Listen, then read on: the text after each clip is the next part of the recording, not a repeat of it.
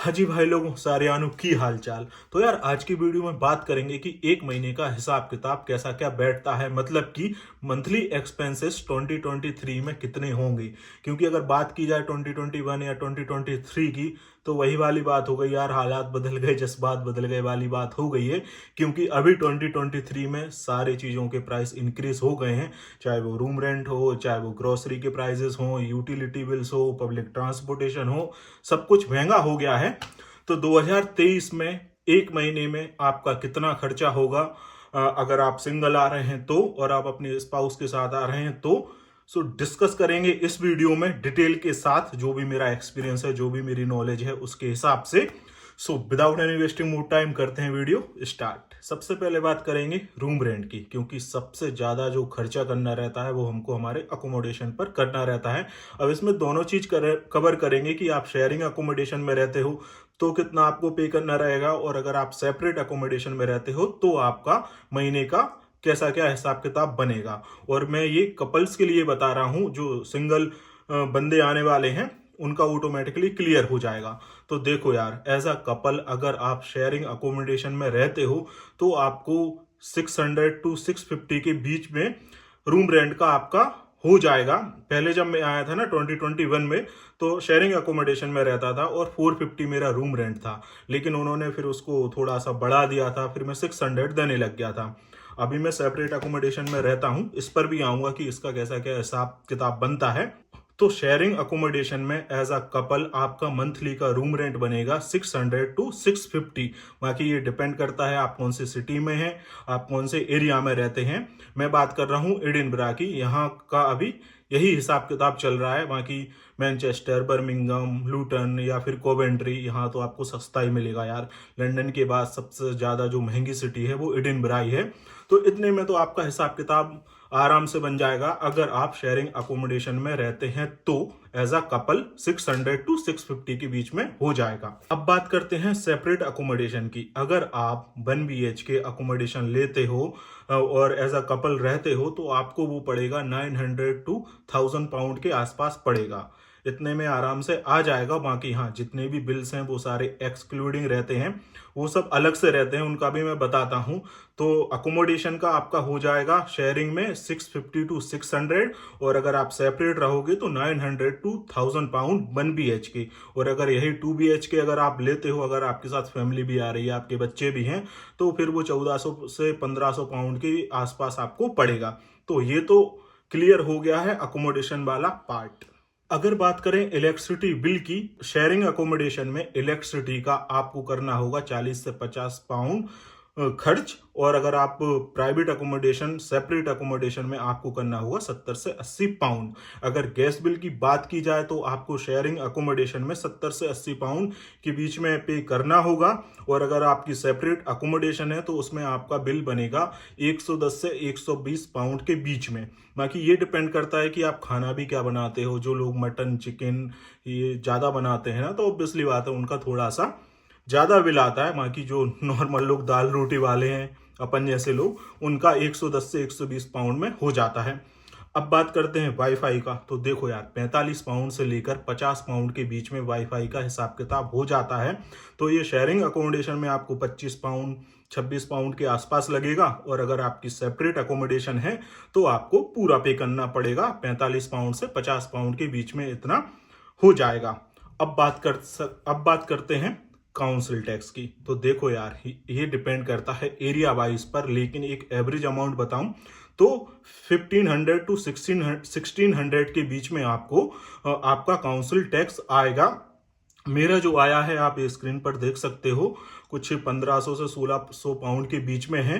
तो इतना ही आपका आएगा। अगर आप शेयरिंग अकोमोडेशन में रहते हो तो एक साल का आपको पे करना होगा 800 पाउंड।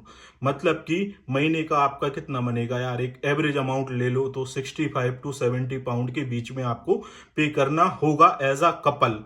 और अगर आप यही अपना सेपरेट अकोमोडेशन में रहते हो तो पूरा आपको पे करना है, मतलब कि 130 टू 140 पाउंड समथिंग समथिंग बनेगा एक महीने का। तो ये हो गया है काउंसिल टैक्स का सिस्टम। अब बात करते हैं ग्रोसरी की, और ग्रोसरी पर ही हमको सबसे ज्यादा रूम रेंट के बाद खर्चा करना होता है। तो ग्रोसरी के जो प्राइसेस यूके में इंक्रीज हुए हैं ना भाई, एकदम रॉकेट की तरह ऊपर गए हुए हैं। एक साल पहले 1 लीटर कुकिंग ऑयल की प्राइस थी 99 पेंस, आज वो जस्ट डबल हो गई है। 2 पाउंड का आता है 1 लीटर ऑयल।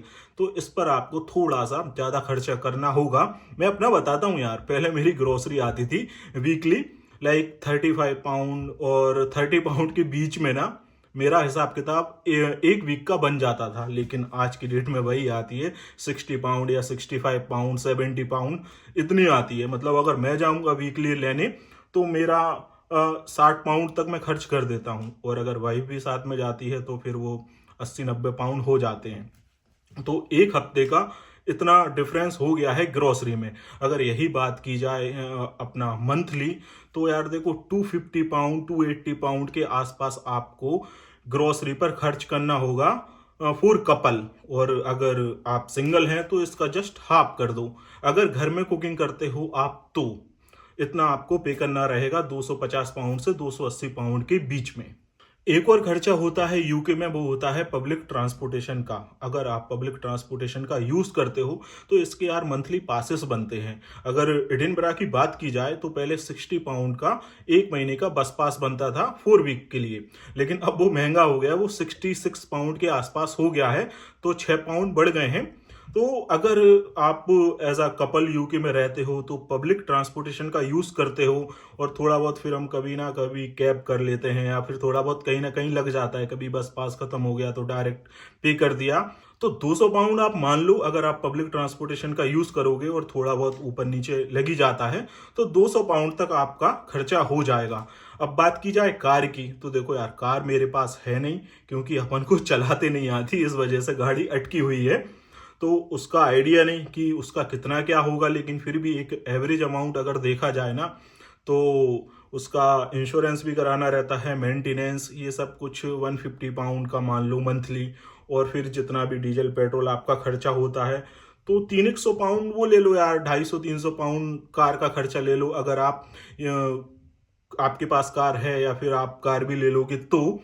बाकी हाँ यार, यहाँ पर कार की मतलब जरूरत तभी पड़ती है जब आप ग्रोसरी लेकर आते हो। बाकी तो फिर पब्लिक ट्रांसपोर्टेशन ना एक नंबर है, गली गली में बस जाती है, और हर 5 से 7 मिनट में आपको बसेस मिलती हैं, और सिटी के हर कोने में बस जाती हैं। तो मुझे नहीं लगता है कि एडिनबरा में मेरे लिए अभी कार की इतनी ज्यादा जरूरत है। बस एक ही टाइम जरूरत पड़ती है जब अपन ग्रोसरी लेकर आते हैं, क्योंकि थोड़ा सा उस टाइम पर हार्ड हो जाता है। बाकी जो भी खर्चे होते हैं महीने के, वो डिपेंड करते हैं आपकी लाइफ स्टाइल पर, आपके खाने पीने पर। अब ये एक एवरेज अमाउंट बताया है, बाकी हर एक इंसान का अलग अलग होता है। तो ये है एक एवरेज अमाउंट। तो अगर मैं आपको टोटल अमाउंट बताऊं तो शेयरिंग अकोमोडेशन में रहोगे और एक कपल का बनेगा 1300 से 1400 पाउंड के बीच में एक महीने का हिसाब किताब। मतलब मंथली एक्सपेंसेस आपके 1300 से 1400 पाउंड होंगे अगर आप शेयरिंग अकोमोडेशन में रहते हो। तो ये जो एक्सपेंसेस है ना, एक साल पहले मेरे होते थे 900 से 1000 पाउंड, लेकिन अब ये कितने हो जाएंगे 1300 से 1400 पाउंड। लेकिन अभी कहानी में कुछ ट्विस्ट है, मैं बताता हूं क्या। अगर आप प्राइवेट अकोमोडेशन या फिर सेपरेट अकोमोडेशन में रहोगे तो यही खर्चे आपके और ज्यादा हो जाएंगे, क्योंकि पहले मैं शेयरिंग में रहता था ना, और अभी 1.5 महीने से मैं अपना सेपरेट रहता हूं। तो दोनों में कितना मेरे को फर्क देखने को मिला वो भी मैं आपको बताता हूं।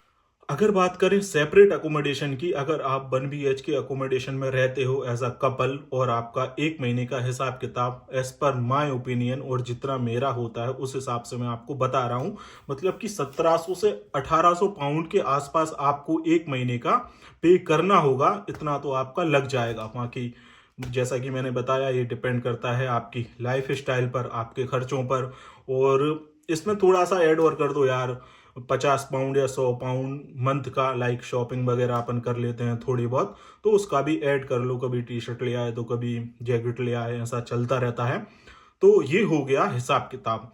शेयरिंग अकोमोडेशन में एज अ कपल आपका एक महीने का बनेगा 1300 से 1400 पाउंड, और सेपरेट अकोमोडेशन में एज अ कपल आपका बनेगा 1700 से 1800 पाउंड। ये है एक महीने का हिसाब किताब पूरी ईमानदारी से।